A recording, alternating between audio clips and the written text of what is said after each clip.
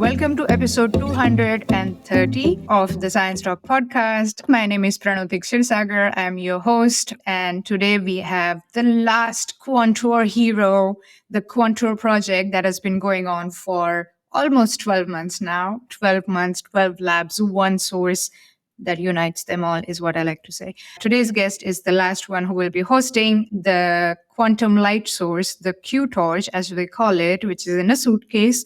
Please join me in welcoming Anna Musiał, who is a professor at the University of Science and Technology in Poland. So, Anna, how are you? Hi, I'm fine. How are you? I'm good. Welcome to the podcast. And please tell us, you are a professor where? Thank you very much. I'm a professor at Wroclaw, University of Science and Technology. That's the name of the city we are based in. And this is the capital of Poland, right? No, not yet. Not yet. Oh, sorry. Maybe it should be a capital of quantum physics in Poland. The capital of quantum physics. That I love that. Yeah, that is awesome. I would also like that, but many guys from the actual capital city might not like it. So the capital city of Poland is Warsaw, or in Polish, Warszawa. Okay, that's good to know. Taming the Invisible. It sounds a bit spooky. Please tell us, what do you mean by taming the invisible?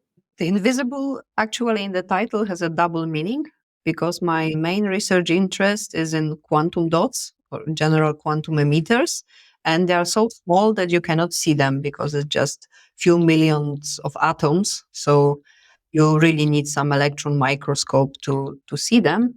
And then I'm interested in infrared spectral range, which you also cannot see. So this is the double invisible in the title. Okay, perfect. So let's start with your science, the first memory of being fascinated by science. Could you share that with us? Sure. So it's hard to choose maybe one particular moment, but when I try to think about it, I would say it's high school. And my physics teacher, Sławomir Gajewski, he was different than all the other teachers. And because I liked many subjects in school, but he made me focus on physics at the end. So it's all him to blame for what is happening now. And he always was trying to show us some experiments so that we can really see it. And this what taught me that you can see something. You don't have to, learn by heart. You don't have to only look into the books, but actually you can go and check in the lab if what they're writing in the books is correct. So that was quite interesting for me. Plus, he was really sarcastic and having a sense of humor that I shared. So he also convinced me that physicists are my kind of people. So this should be the climate I would like to work in. Wow. He really was a very good influence and an ambassador for physics. That sounds really cool. So from that to now, can you please explain your research in super simple words? Okay, so I will explain and you will tell me if this is simple or not simple enough. So what I do now, I study quantum dots, which are kind of semiconductors. So it's an inclusion of one material in another material, which makes the electrons to be confined in all three dimensions. And what makes it special is that they have completely different properties than the macroscopic crystals you experiment with, let's say, every day or have the option to see in action every day. What I'm interested in is how they emit light. So to study their properties, see what kind of light they are emitting, if you can control it, and what it can be useful for. And for me, the interesting part is that what they emit cannot be described in terms of classical physics. So you really need quantum to understand what state of light is coming out of the quantum dot. So when you say quantum dots from the materials perspective, what kind of quantum dots, how do your quantum dots look like? The one I'm interested in are emitting in the telecom C-band, meaning 1.55 micrometer. So from a material point of view, these are 3,5 semiconductors. So to your gallium arsenide, I will add indium phosphide. Recently, we also have a project on gallium antimonide quantum dots.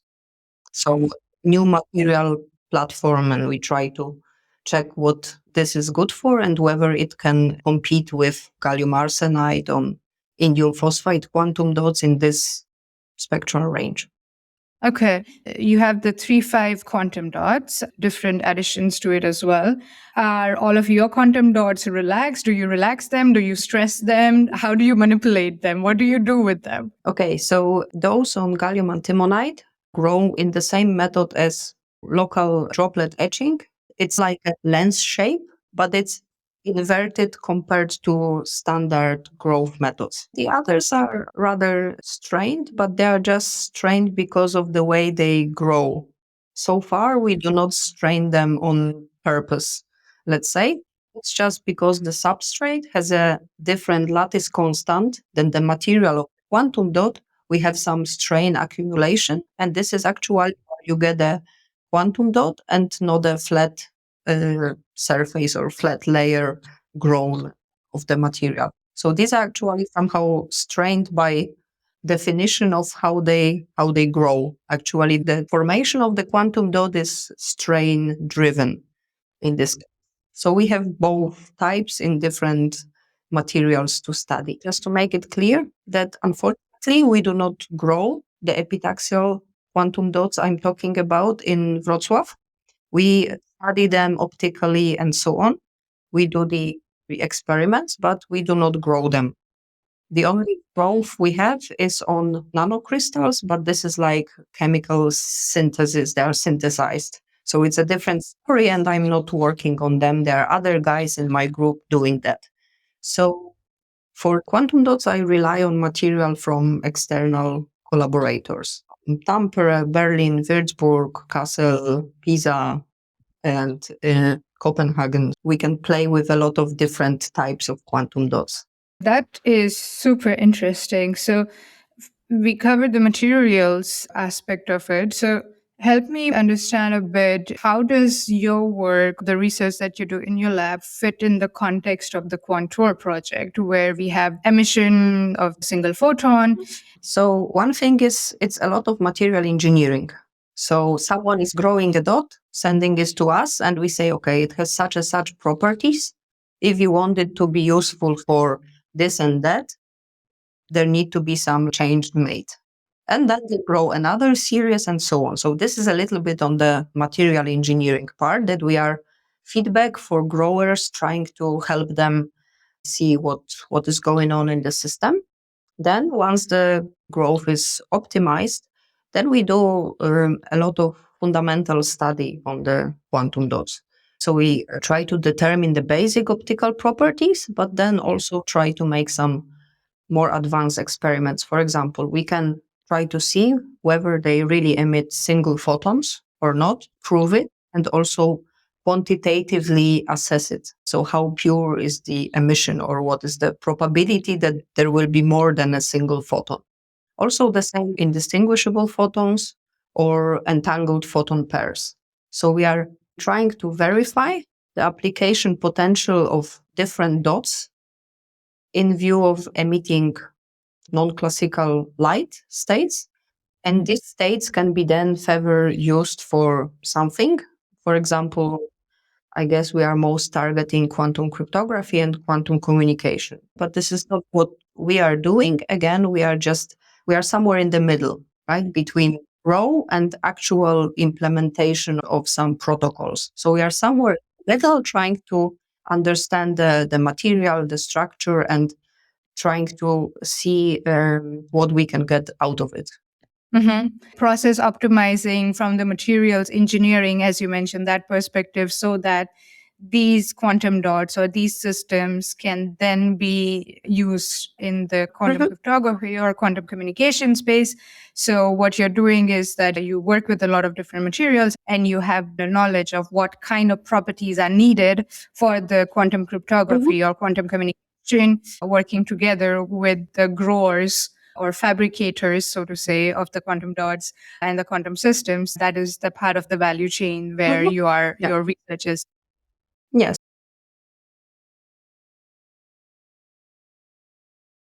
So as you said, we have quite some experience in the topic of this spectral range and quantum dots themselves and different photonic structures. And we also have quite some experimental capabilities. So to really look at the quantum dot from different angles, right? We can study time resolved spectroscopy. We can do photoluminescence excitation. We can look at the single quantum dot or on the whole ensemble of quantum dots and so on. So with different experimental techniques, we try to learn as much as possible. Oh, that sounds like Candyland for me because my PhD is in material science. So for me, all of the techniques that you mentioned, I'm like, yes, yes. I want yes, to do it yes, again. yes. Yeah, I want to do it again. I want to go back in the lab for 1 month. Can I spend time in your lab playing around, experimenting with the materials and with the different machines that you have? That would be wonderful. You are very welcome to play, experiment with our toys equipment. Scientific equipment. Exactly. Scientific equipment. Yeah, we are not playing around here. We are very serious about it. Yes, all very serious scientists.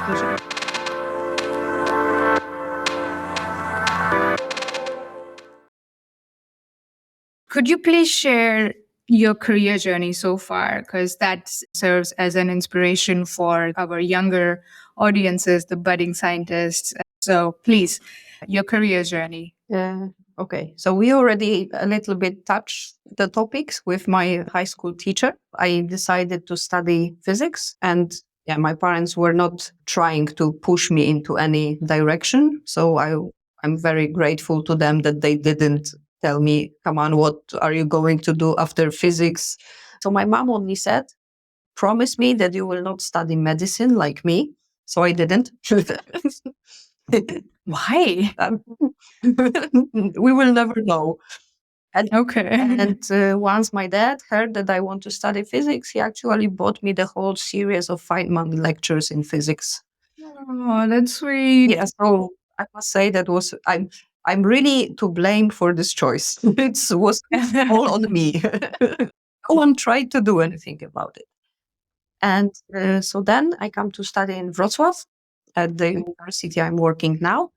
And it was a little bit a combination of few things. So of course it's a very good university, highly ranked in Poland. I also was a little bit afraid of, study just really pure fundamental physics, I don't know, black holes, astronomy, and so on. This was too much. So I thought that the science and technology is the right direction for me to be a little bit down to earth. And also it's a little bit of family traditions. My older sister and my father and some other relatives studied there. It's always easier to follow someone. So I started studying in Wrocław in physics. I'm a solid state physicist by education. I tried few different things. I was trying to do some calculations. I was trying to go to different labs, not only at my university, but finally it all somehow led me to the Laboratory for Optical Spectroscopy of Nanostructures. It was a little bit too made on the fly, the decision, because one of my lecturers, he said, "Okay, so I see your solid state physics exam. So you are rather a theoretician, right?" I said, "No, I want to be an experimentalist." Yeah, this is how it started. Actually, my master advisor was my current boss, Grzegorz Sęk. We go back a long, long, long time.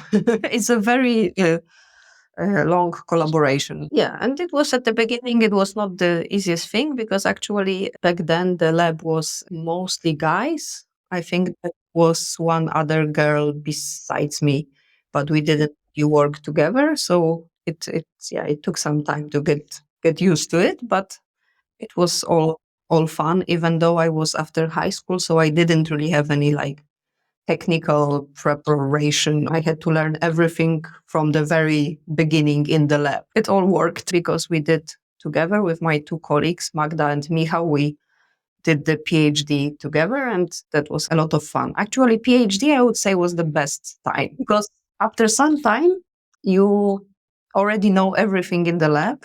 So you can do your experiments more or less alone, independently. And if you want to check something, you just check something because nobody is there watching over your shoulder. You do what you like, and that's it. If it doesn't work, then you just wasted a little bit of your time. And you have none of the responsibilities of being a manager, of, getting funding and teaching and everything else around, which is there in academia. So you are really like the researcher, and this is what you focus on, and you don't have to worry about anything else. These are other people who have to make the lab running smoothly and so on. So that was a very nice time, not to mention all the travels on conferences, summer school. Physicists make conferences in all the places they ever want to visit, right? So, Of course, vacation spots. yeah, best science is done. Hey, where's the map? Here. So that was fun. And just after I done my PhD, I went for a postdoc in Berlin in Stefan Reitzenstein group, and I spent there 3 years. Oh, nice.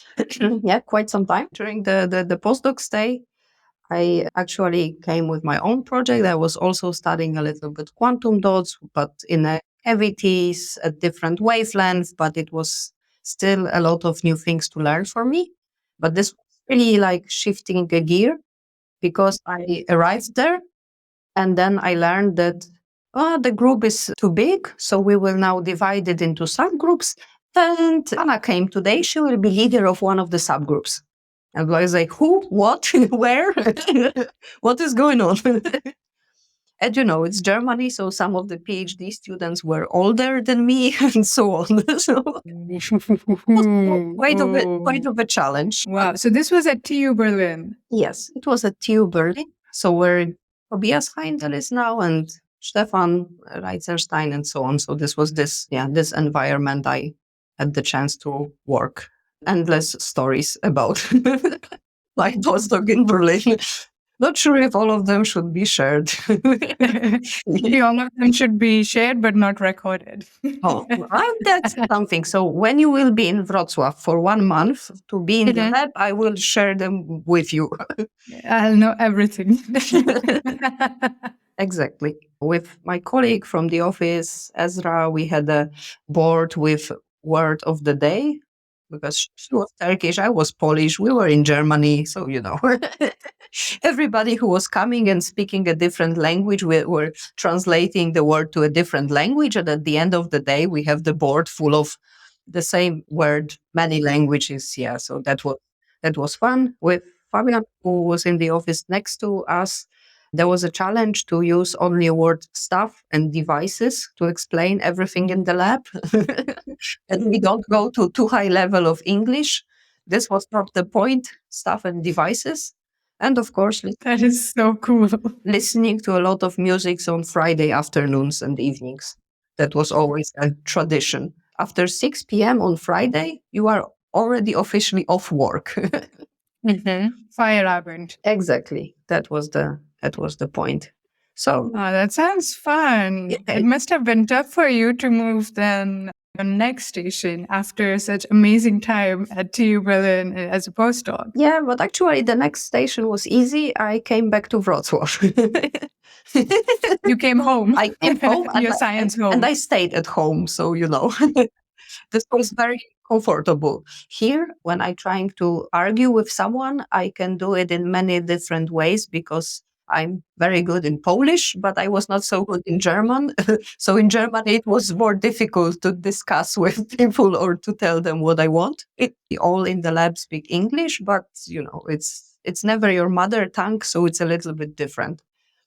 Definitely. Also, at your university now, you can play the legacy card, because you can say that, well, I've been here since master. Okay, I know how these things are working or the systems are, where that building is or whatsoever. So, Yeah, but it's very scary playing this card. I've been here for 15 years now, oh, or yeah, something like that's a this. good When you point. start Oh, counting, it's like, no, no, no. oh, yeah, we have to be careful there. We Yes. have to be very strategic about the legacy card. You're right. Yeah, You're you want right. to be experienced, but you also want to be young and how to put it together. Definitely. So you came Yeah, back to I your think master's supervisor? actually, yes. I'm still working in the same lab, but this is something I really like. When you have a problem, you have plenty of people to discuss it with. So you are not like left completely alone. You have other people to talk to, and they can always have some different idea or just look from a different angle and see what's the solution to your problem, or they already, let's say, experience this in the lab and so on. And they have their legacy, which is even longer than yours. I somehow Mhm. like it and I got comfortable here, but Mhm. it's always like there are, new challenges and the job is not boring, even though you can think I'm doing the same all the time since my master. So now you're assistant professor, so that means that you have your own group. Um, Subgroup. Subgroup. Okay. No, no. You have your In own the case group. my boss is listening, like a small subgroup somewhere. But I also really like to have someone who is a boss, because he has to worry about a lot of stuff. I don't want to. He has a tough job, but yeah, I like that I'm quite independent in what I do. So I can get support, but I can do what I want. Yeah. In case your boss is listening, he's so good at all the work that is needed. He's just better at it than you are. So it's better if he does that. Exactly. Quite fascinating that you were also questioned as to if you're a theoretical or an experimentalist, because this is something that I am always fascinated by that. When I was doing my PhD, I was an experimentalist. Materials and nanoscience was me going in the lab and doing the work and everything. And I can never imagine myself being only theory person. So I am always asking all my guests, and now we have had more than 200 episodes. Did you give experiments a shot and you didn't like it? How do you decide that? And of course, it's great that you had some amazing colleagues. I think that is very important during your PhD, postdoc, or just life as a scientist in general, right? That it is very important. It is, because the job is difficult enough as it is. So it's nice to have some people around you that are not making it too hard. That are actually helping you through the process and making it fun as well when you are facing challenges, that they are able to help you. Otherwise, it gets very isolating. So that's very important.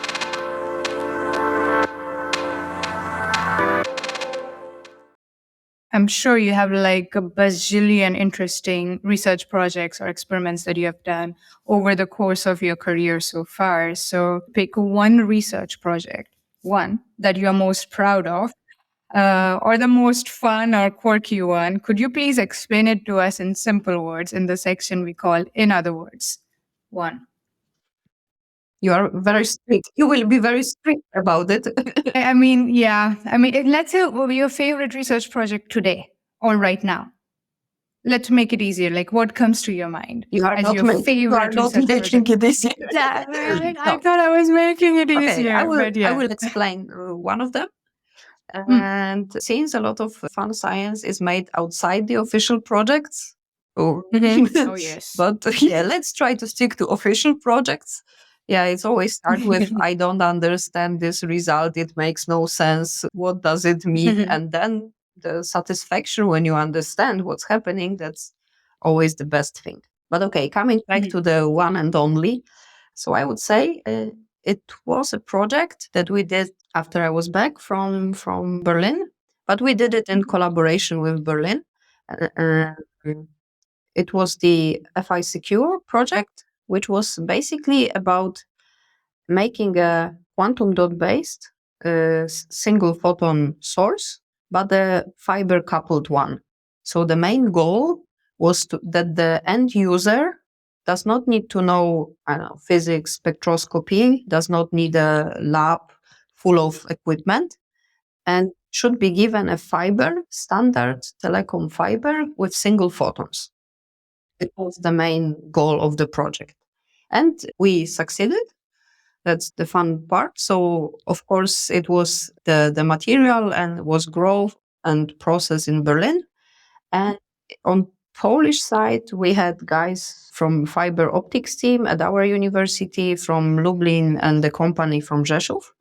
And what was really interesting that, first of all, it was truly an engineering project. After a few years of very basic fundamental study on physics, it was good to switch a little bit to some engineering. And I really liked that it was like that without any of the group, the project will not work, because everybody was doing like the PicoQuant company laser. Then we have Ukraine company, some fiber components optimized. Then the source itself was in Berlin, fiber coupling in fiber optic group, and so on. So, and we measured the quantum dot and then the final source and try to evaluate its performance. So yeah, it was really fun, and I think this is how projects should work. That without each partner, it's not doable. Yeah, definitely. This is really cool. So this was a project, not just two different countries, so Germany and Poland, but also there was industry involved, there were different groups involved, and this all was orchestrated within the realm of the FI secure, like from fiber coupled single photon source for quantum communication. This was just the abbreviation of the project.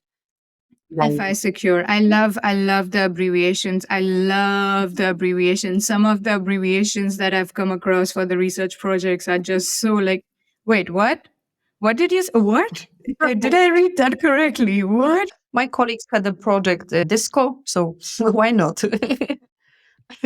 Why not? Yeah, definitely. Why not? Wow. Yeah, I think we spent half a time into writing the proposal and half a time into thinking about the good acronym. Yes, that is actually true. I just a fun story from my PhD work. So I was doing graphene and the conducting polymer PSS.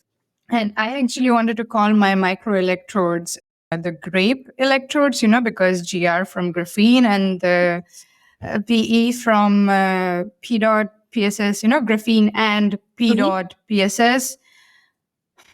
But my postdoc was like, I'm not going to let you call it that. I'm like, yeah, but it's my project. I'm the first author. I can do that. And he's like, you think you can, but no, you're not going to do that. So I'm still salty about the fact that I could have called my microelectrodes grape electrodes. It does not make sense scientifically. Of course, I understand that. But that is so cool. It doesn't matter. That's the point, right? So penguin diagrams in physics because someone make a bet to use penguin in the scientific paper. So, Exactly. We are exactly. Yeah, exactly. But this is really cool. So FI Secure is the project, or is the project complete? I guess it is complete by now. It was completed in 2018, I think. Oh, wow. Okay. And it was funded. Do we want to acknowledge the funding agency, if there was any? Yeah, so it's really like a call for Polish Berlin projects. It's a very specific call. You have to be from Berlin and from Poland. Actually, in the beginning, it was supposed to be Berlin, Warsaw. Yeah, but we made some fuss about it. I mean, considering you are in the quantum physics city of Poland, so I mean, we established that at the beginning, right? So obviously, now it has been just made international. It was nationally known, and now it's international. Now it's global. There is no going back, and if it is confirmed on this podcast, then that's the truth. No one can question that, of course. So this was funded by the DFG then, or like it was like the national funding agencies that are funding national funding agency coming together.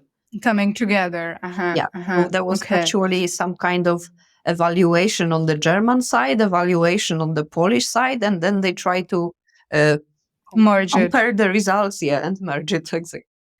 That's truly the international and interdisciplinary collaboration, inter-industry also collaboration, because you had the research institutes, you had a university, you also had companies, right? So this is like everything together. Perfect. This was the really requirement of this particular call, that you need also companies to be involved. Participating. Yeah. Actually, right now we have another project under the same call, and then we are making actually a sensor, a water sensor, which is based on spectroscopy. So again, laser, the VCSEL laser with some grating on top, and put it actually in the spectroscopy sensor. And this should be used in industry to get the basically the level of humidity, or to sense water in a very low content. And again, we have companies in Poland. It's Air Optic. They're actually fabricating such devices, such sensors. And on the German side, there are laser companies like Eagle Yard involved. That sounds really cool, Anna. And I can imagine why this is one of the research projects that you're part of, let's say. One of the research projects. Today, we are not playing favorites here, but I will put all the information that I will get from you with the websites and everything for further reading for those who are interested. So do check out the description, the podcast show notes as well, to read more about the projects, about the funding call, about truly international and inter-industry, interdisciplinary collaboration. This is really, really fantastic.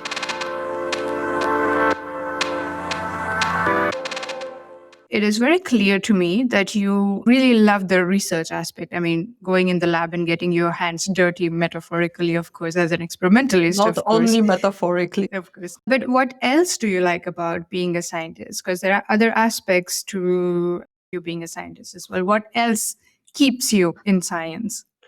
So I think it's a job where you cannot be bored. So every day is something new, a new challenge. Like there's no end to surprises in the lab, right? Always something happens. You look at the graph, and of course it looks nothing you expected, right? This one aspect. And then the second thing is actually that you are doing multiple jobs at the same time. So sometimes you have to be electrician, sometimes a plumber, sometimes a diplomat, a manager, I don't know, whatever, right? So it's really like when I talk to my friend Kasia, and she's a theoretician, and we discussed what we did at work, and she said, I cannot believe we have the same job. It's not possible, we are both physicists, but it's not possible what you are telling me. Something completely strange. And of course, you meet very peculiar people. Peculiar, I'm using on purpose. No offense. No offense. No offense. No offense whatsoever. So your physics teacher was right when he said that you are the kind of person who is a physicist, right? What did he say exactly? I forgot like this, that I'm this kind of people, I'm from the right. You will sit right state in. of mind. I don't know how to put it. State of mind. Let's go with the state of mind, definitely. And I also like how you highlighted something, which is the first time we have this now on the podcast in the 230 episodes we have had, that you are truly a multi-talented individual, as an electrician, as a plumber, as a motivation speaker, a diplomat, a fun party, crazy animal, if you want to be, a linguist with your experiences of postdoc at TU Berlin. You don't get bored. It's a new challenge every day, not just scientific. This is so cool. This is really cool. So now from what keeps you in science to what barely keeps you in science. So if you had 3 wishes to improve your research experience, what would you ask for? And I'm not promising anything here, okay? I cannot. Okay. But I can at least say it out loud and let's see. Exactly. It's a wish. It's a wish. Yeah. Go crazy. Like in the Friends sitcom, there is always a guy who say, once you have a wish, I would like to have 3 more wishes. So 3 more wishes. okay, so Yes. yeah, unfortunately, the first that comes to my mind is evaluation criteria in science, of scientists, universities, and so on. I think it's getting really crazy right now because it seems that, I don't know, in many cases, it's based on the bibliometric data, the numbers, the scores you can get, and so on. And then people, instead of doing science, they're focusing to, play the system and to maximize the number of points, no matter what, right? And it's a little bit counterproductive. So you're really focusing on the wrong thing. But you somehow have to do it because if your funding is related to that and so on, it's getting tough. And what is also a little bit peculiar in Poland is that the responsible ministry is issuing a list of journals with some points. Yes, I see where this is going. So there, Please go on. Yeah. each journal is given some number of points for the publication in this journal. And this is maybe not too bad, but unfortunately, the list is updated from time to time. So if there is a new journal, it takes some time before it gets on the list, right? People are already publishing, citing, I don't know, it might be very fitting for your research, but if you publish there, you will get, I don't know, 5 points instead of 200 or 20 points instead of something, right? And also, it's not always like, I don't know, that the number of points is really reflecting the prestige of the journal, of, let's say, the importance for a specific community you are working in, scientific community, right? Because sometimes it's for different disciplines and the number of points is somehow averaged. So if it's something very important in physics and it's not important in chemistry, but still it's related to chemistry, it will get some average number of points.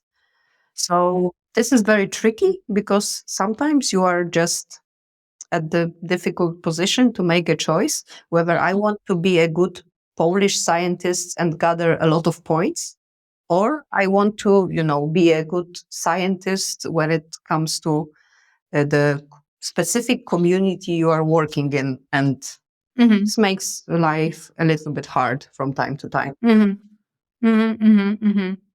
Yes, definitely. Oh, Please, God. please, Yes, please evaluation. don't try. No, it's just, yeah. Okay, this is wish number 1. Okay. Wish number 1. Okay.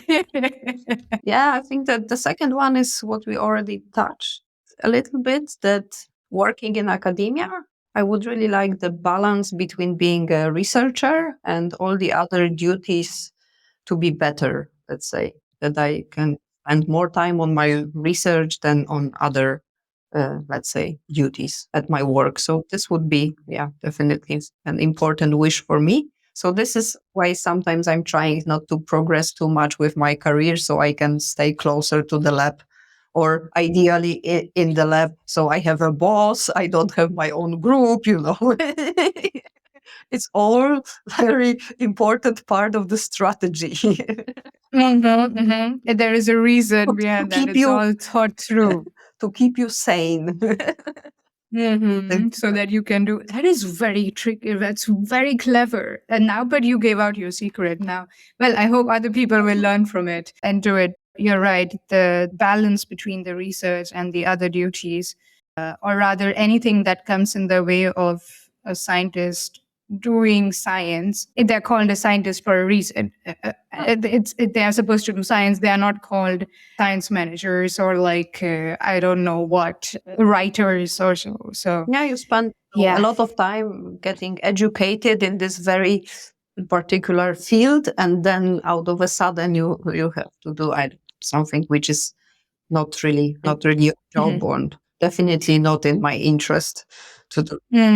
It's time consuming and it's a waste of Some resources, right? It's like my point of view is bad managing of human resources, right? That no matter what, everybody, some of the things they should do, all of them, no matter who is better suited for what. Yeah. Yeah, absolutely. Yeah. So that's your wish number two.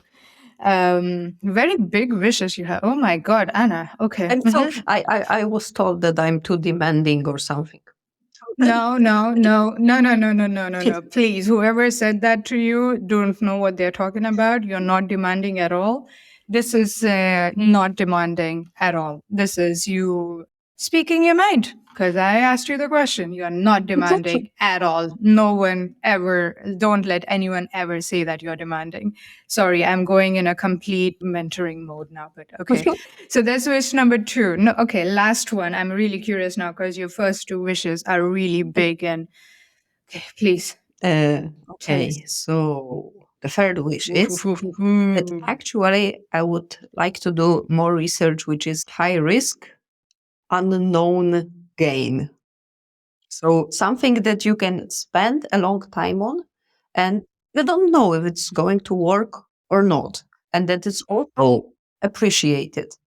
Because right nowadays I have the feeling that every day there is a new physics or there should be new physics. There should be at least one breakthrough in physics, right?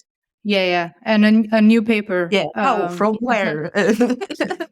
Right? So it's like that if you really want to do something and if you really look into like the gravitational waves detection and so on. It's really a huge thing. People are working on it for a long time. And because the same people are working on it for the long time that go through all the mistakes or the, let's say, troubles, and finally they solve everything. But it takes a lot of time.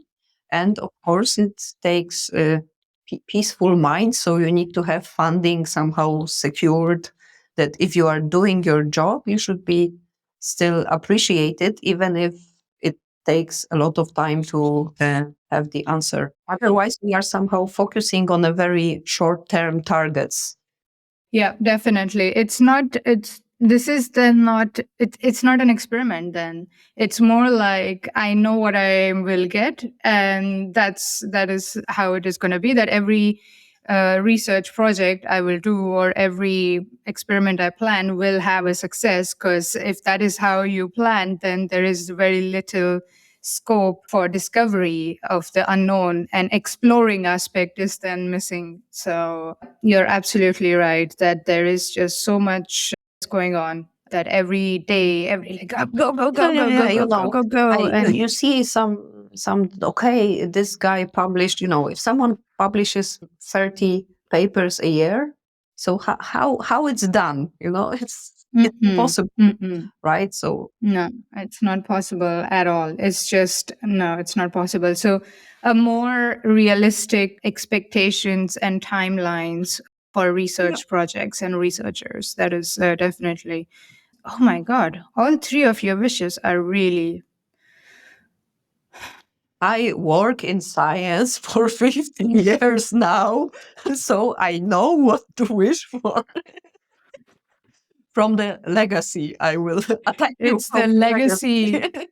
Yeah, this is coming from a seasoned scientist who has been around for over a decade now. So this comes also from your experience. And this is also something that is, I see that it is evident that wishes of the wish list rather of the scientists who are in the career stage where you are at now, they are very well informed. They are also thinking more in terms of the community of science as well and science practices as a whole as well. So this is definitely coming from a place of experience, and it's very detailed as well. It's not just that you have thought about it right now on the World fly and like, peace. yeah, yeah. I want world peace. No? Yeah, I think we have crossed the point where we can even wish for world peace. There will never be such a thing as world peace. I'm sorry, but that's not going to be for whoever is listening or watching. If you're an optimist, or this is more of a dreamer rather than being an optimist. If you are an optimist, get better informed.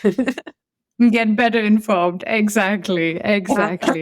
You're absolutely right. Well, I don't have the power to grant all of your three wishes, not yet. But what I can do is provide you the platform to put the wishes out in the universe so that the other people who have similar wishes can reach out to you, and then you all can manifest. No, you can make it happen together, And we can essentially. all just cry about how bad it. I think I'm positive, because if we have scientists like you thinking in this way at a position where you're at, I'm hopeful. I'm hopeful that you will be able to realize or make progress in the right direction when it comes to the evaluation, when it comes to the balance and the duties that are expected from scientists, or the reproducibility or the pace of the research output that is expected. That is just there has to be a better way. But yeah, well, I'm hopeful, as I said. And Anna, this has been wonderful speaking with you. It has been wonderful. I'm very much honored to be your first podcast Yes, you are. experience. You are my first podcast master. That's perfect. I'm very happy about that. But before I let you go, Anna, I have one last question for you, and that is about your time on the Science Talks Blue Sky account. For those of you who are not aware or are new to the concept, so we have an account on Blue Sky. The Blue Sky account is a rotation curation account where, on a regular basis, a new scientist is posting from this account. And this is a great opportunity for all of the audiences, all the followers of the Blue Sky account of the Science Talk, to get a sneak peek into the live action that is happening in the life of a scientist. So in this case, of course, Anna. Please, Anna, tell us, what can the followers of the Blue Sky account of the Science Talk expect in the week that you are posting? Okay, so I guess we will start with introducing our university. So try to tell a little about, let's say, what faculties we have, how many students, how many researchers, and what interesting science do we do in general. Then probably focus a little bit more on quantum technologies, and finally go to our lab and tell you what topics we have on our agenda. I also hope we will manage to take you for a walk around our campus and so on, to show you a little bit what to expect once you are in Wrocław in March.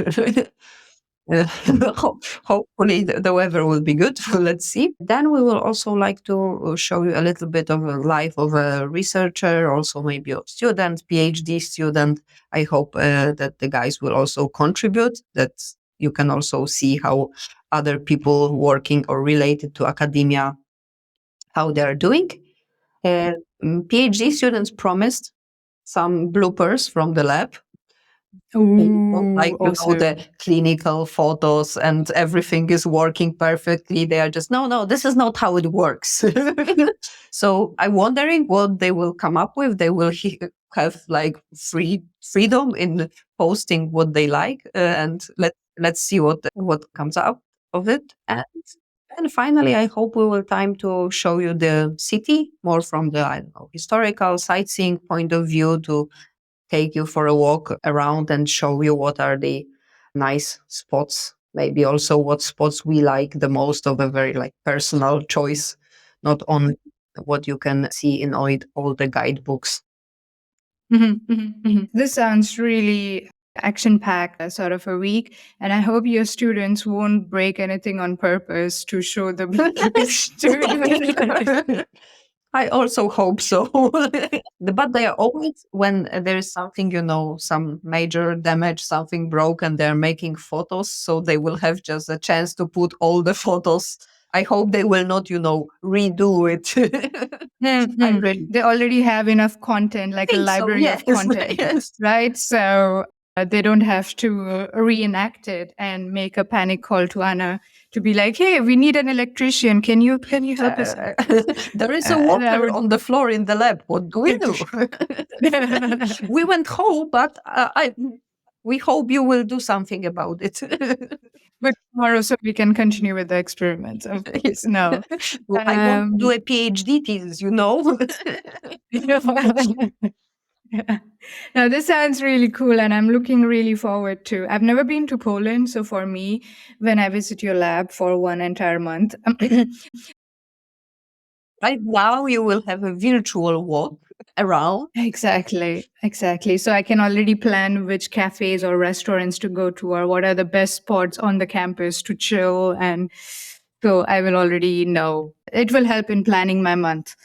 I'm going to be visiting you. So I will definitely be following your posts and your students' posts, of course, of Blue Sky very, very closely for one entire week. It's really going to be super cool. So, yeah, looking forward to having you on the Blue Sky account as well. Thank you very much, Anna. This was wonderful. It was lovely chatting with you. Thank you very much.